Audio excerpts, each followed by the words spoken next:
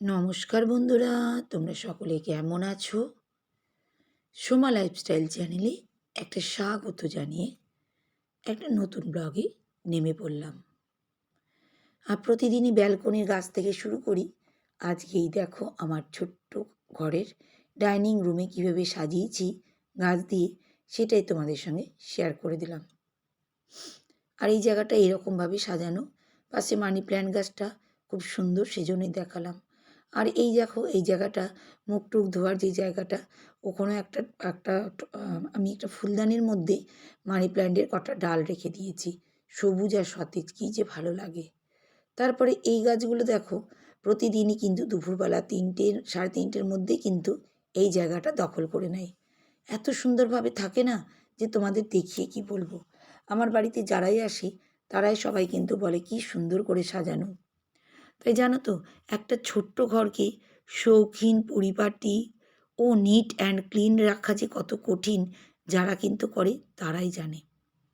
আর এই দেখো আজকে কিন্তু আমি এই ছোট্ট জায়গার মধ্যে বসে বসে কিন্তু 1 কাপ লাল চা, 2টো কিন্তু বিস্কুট নিয়ে বসে পড়েছি।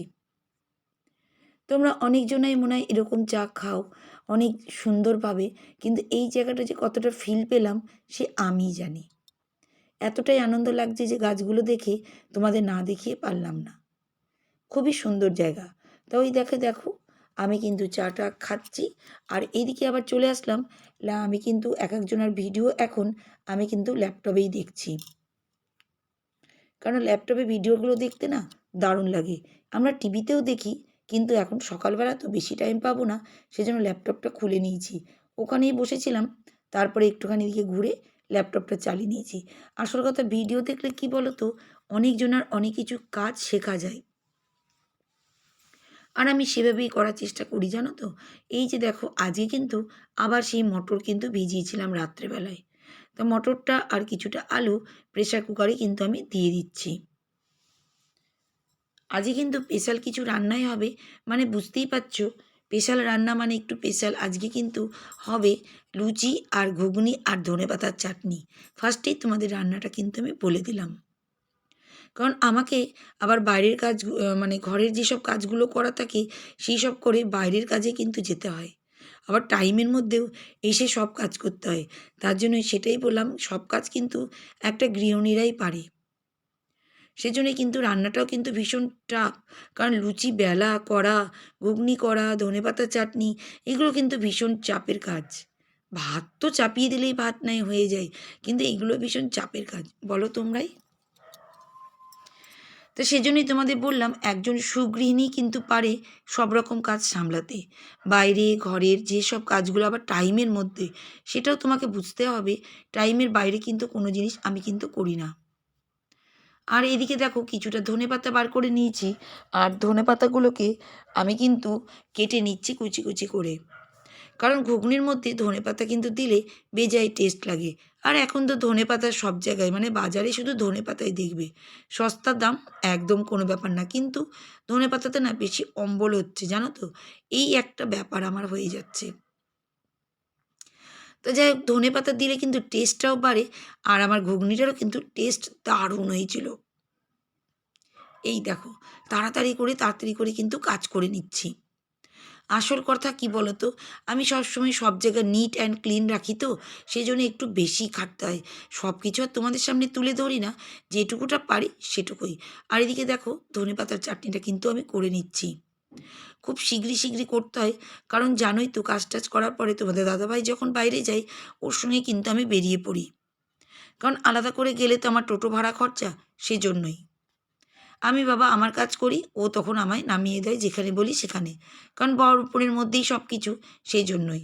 আর এই দেখো আজই কিন্তু আমি চলে এসেছি এই গাছটাতে একটু স্প্রে করতে। এই যে কি জানি না, সাদা সাদা এক রকমের পোকার মতন সব দিক দেখাচ্ছে, সেজন্যই কিন্তু আমি একটু স্প্রে দিচ্ছি, জানো তো। স্প্রে করলে গাছটা কিন্তু ভালো হবে। এই যে কারি পাতার গাছ, যে কারি পাতা দিয়ে আমি সবসময় ডাল করি, সব কিছু ভাজাতেও অনেক সময় দিই, সেটাই। তাই এই দিকে দেখো ওই দিকের কাজগুলো সব করে নিলাম। আর এবার কিন্তু ডাইনিং টেবিলটাকে সুন্দর করে মুছিয়ে নিচ্ছি।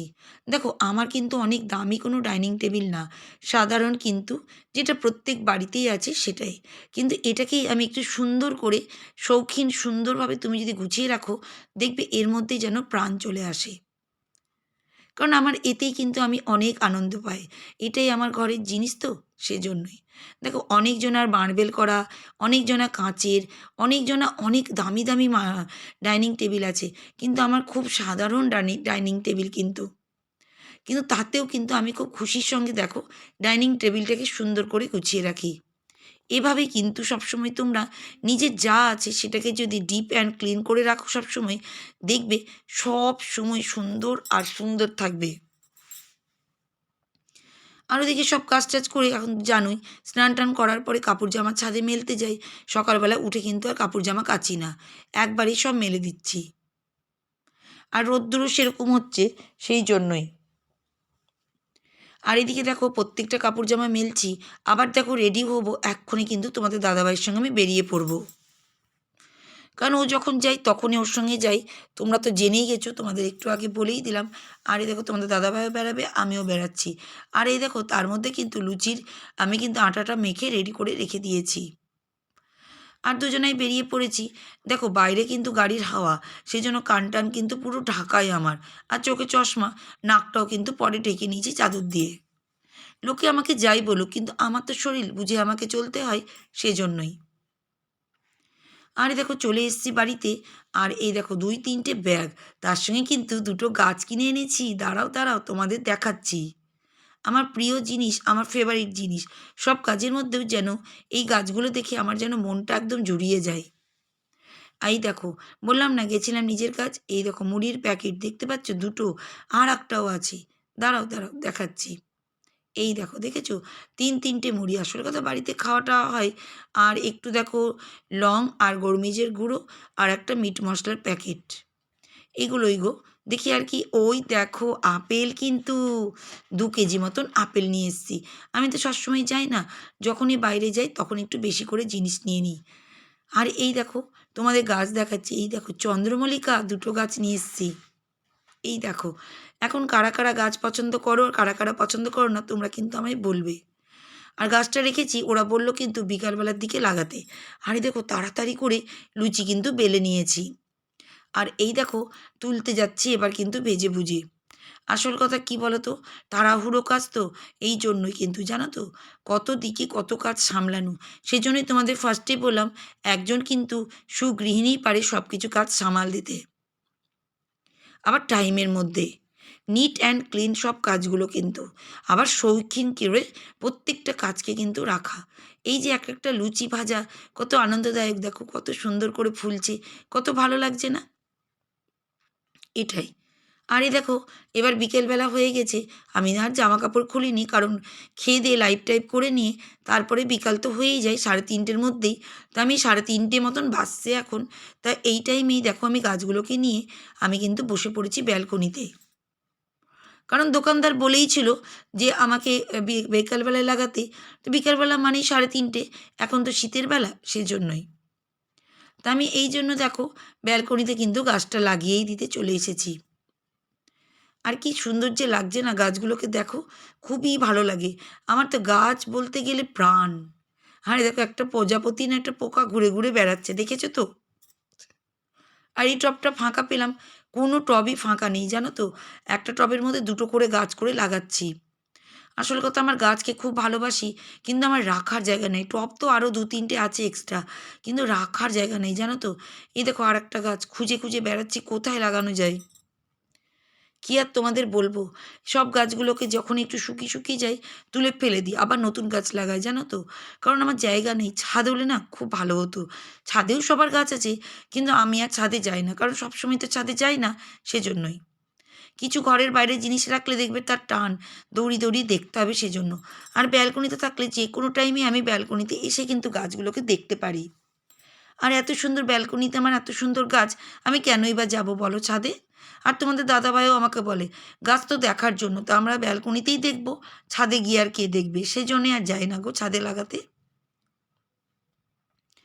আর এই দেখো প্রত্যেকটা গাছ সুন্দর করে কিন্তু আমি লাগিয়ে দিচ্ছি। তোমরা কিন্তু বলবে কার কার গাছ ভালো লাগে। আমি কিন্তু শুনতে চাই কার কার ভালো লাগে আর কার কার ভাল লাগে না। আর কোন গাছে বেশি ফুল ভাল লাগে, জবা গাছ না গাঁদা গাছ না টাইম ফুল গাছ না চন্দ্রমল্লিকা, ডালিয়া, কোন গাছ? তোমরা কিন্তু বলবেই আমাকে।